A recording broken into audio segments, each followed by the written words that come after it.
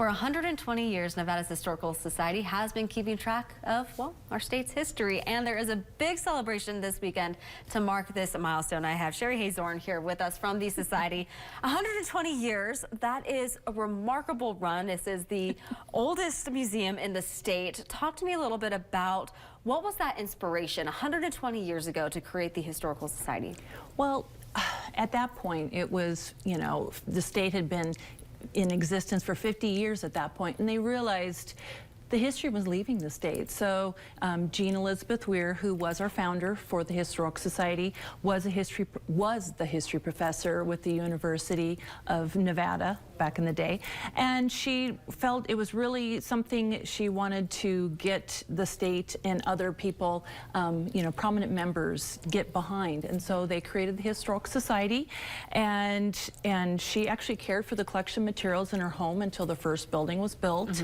But she went on trips around the state back in 1908. She rode horses, wagons, the train, you know, walked, and she was collecting things like even newspapers. And so we have the bound newspapers in the state we care for. Not just because I'm in news, but it's such a great documentation of what's happening at that time. We actually have photos of the original building, and of course you guys have grown significantly since that. The collections have just kept coming in, but you have brought a sample of some of the stuff that has been collected throughout history, and a pretty special surprise. Yes. I'm told.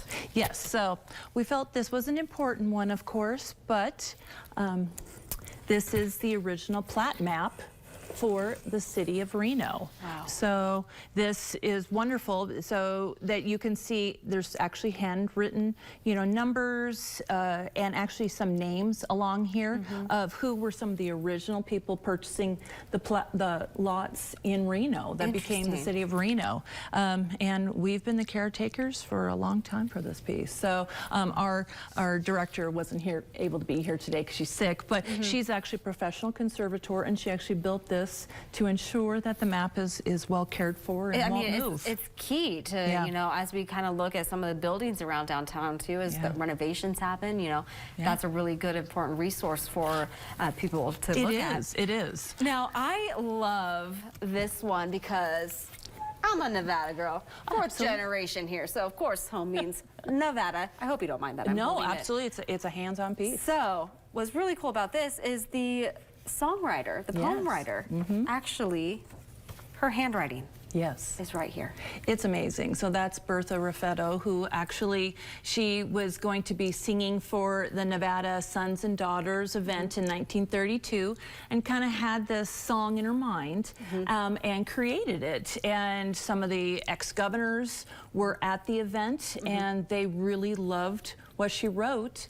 And then in 1933, they actually made it the state song, Home Means Nevada. And this is her right here, photo. This is so cool just to see, you know, you see the photos, but this is the human. It is. Right here. It is. And another great part of history, this book, a first edition, everyone's heard the name. Yes, Sarah No one has seen really the signature. Well, not many people have seen the signature. No, absolutely. So this is a first edition, and it's an important piece that we, you know, keep preserved, you know, locked up. But it's important that it shows the work that Sarah did for the state, you know, preserving the Native Americans' rights, being a woman, an early writer, and just really, you know, she actually did a trip around the United States and did speaking engagements after she completed her book. So it's an important piece. So this is the life among the Paiutes. So very, very cool. All of this and more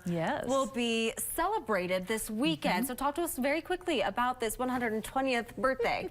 Well, we wanted to do something big for the community. It's a free event. It will be from 10 a.m. to 3 p.m.